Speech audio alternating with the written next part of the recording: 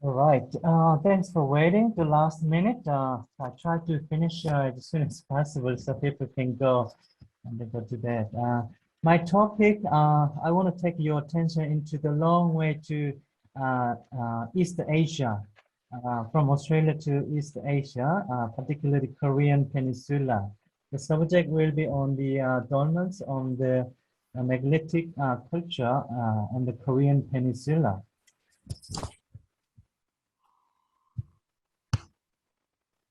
So this picture roughly talk about how they spread dolmens on the earth, but I will focusing on more East Asia today. But start from India, a lot of trace we can chase dolmens in the middle of India, especially along the Krishna River, middle of the India.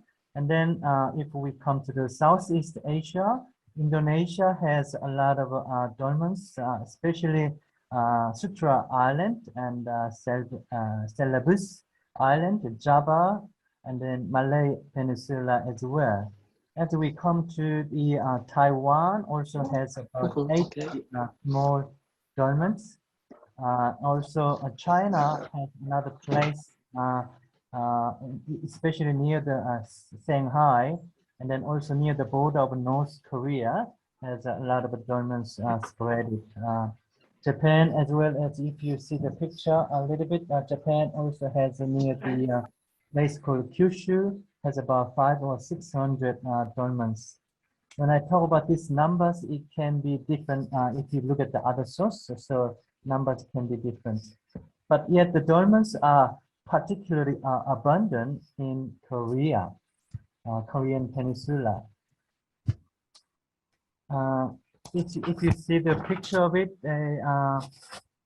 some local scholars over there, Youngmoon and Byungmo, argue that there are approximately 40,000 dolmens in South Korea and also North Korea as well. Many are located along the main rivers. For the North Korea is Daedong River. For the South Korea is near the Seoul, as well as middle South Korea. People presume where is this dolmens come from? There are three theories coming from the south side, coming from Southeast Asia, such as India, through the Indonesia. That's one theory. Another theory coming from the northern advance from Russia, especially Siberia and China. Another third one is kind of the generate themselves, Korea generated themselves. Those theories still are being developing. Generally, how old are they? That's a question. Some scientists, archaeologists, scientists evaluated for the Korean dolmens. It is coming from the late Bronze era in terms of East Asian Bronze era, which is 1000 BC to 300 BC. Also, it will depend on the area. All sites has slightly different data.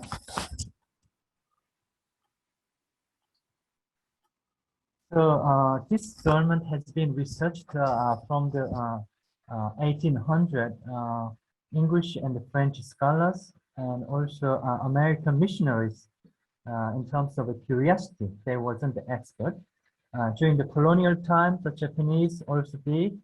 The main research started from 1960s by the Koreans after Korean Wars. As you see, they have three different types. The first left one is a big plate, and then little two stones we call table style. And then on the right side, this one is kind of the dropped board style, big plain stone, but small supporting stones on the bottom, and the tombs are on the under the ground.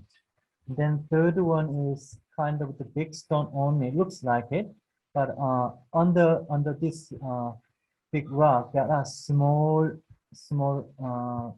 stones underneath, which we can't visibly see.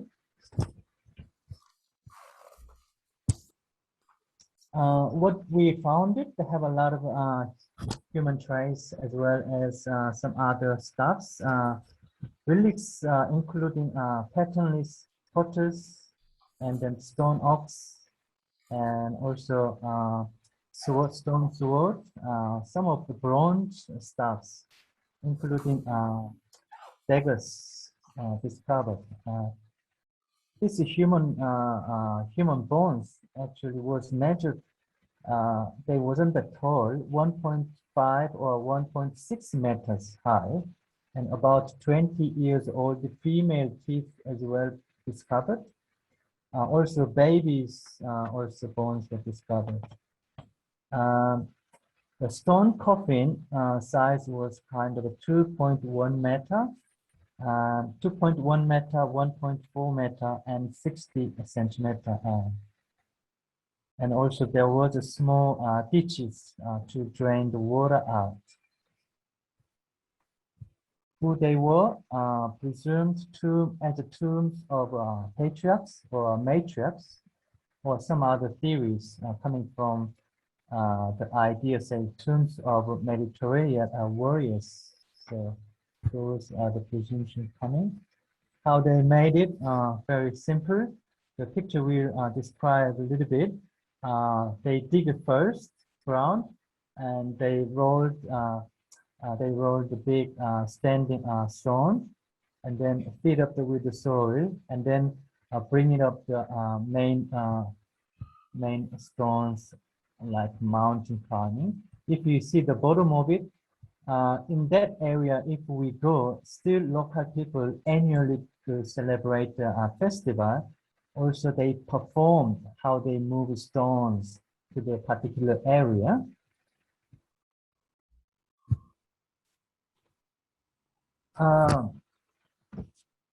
This kind of stones, kind of the mainly from 2 tons to 20 tons heavy weight.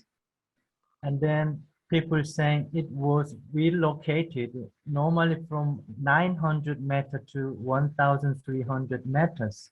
So they relocate the stones for the specific purpose, about 1 kilometers.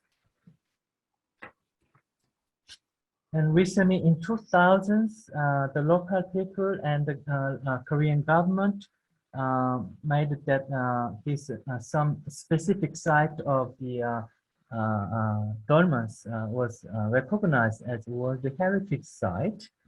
They have 3 specific dolmens were unique. One of them is called Gwangha Island Dolmen. That was presumed from 1000 BC in the Korean Bronze Era. And then that weight is about 80 ton heavy stones. The 7 meters length and the 5.5 meter wide and 2.6 meters thickness. And a lot of them are located at hillside. If you see the middle picture, it's not only one of, it's a group of the dolmens was located on the mountainside. This one is measured as 600 to 500 BC. Also, dolmens are at the elevation of 180, roughly 180 meters high from the sea level. And also the stones are also heavy, around 100 tons. Some of them are 280 tons heavy. And nowadays, local people make a tourist attraction. So people nationwide, they travel to visit this kind of place. And third one is another also famous one in the place called Bochang. Very big. It's 7 meters and 5 meters, and thickness is another 5 meters. With the 5 standing stones, and underneath they have tombs. And a lot of them are also under the ground. As we just finished this one, there are some kind of the connections. In terms of the East Asian culture, is this are the dolmens are related to the East Asian principle of Feng Shui. It's kind of the landscape principle for the East Asian culture. A lot of theories going on. Yes, they do. A lot of them are located near the mountainside. When the East Asians considering Feng Shui, water and the mountain is very important, how they located. So in this case, the dolmens are mainly located mountainside along the water, near the water. River can be one example.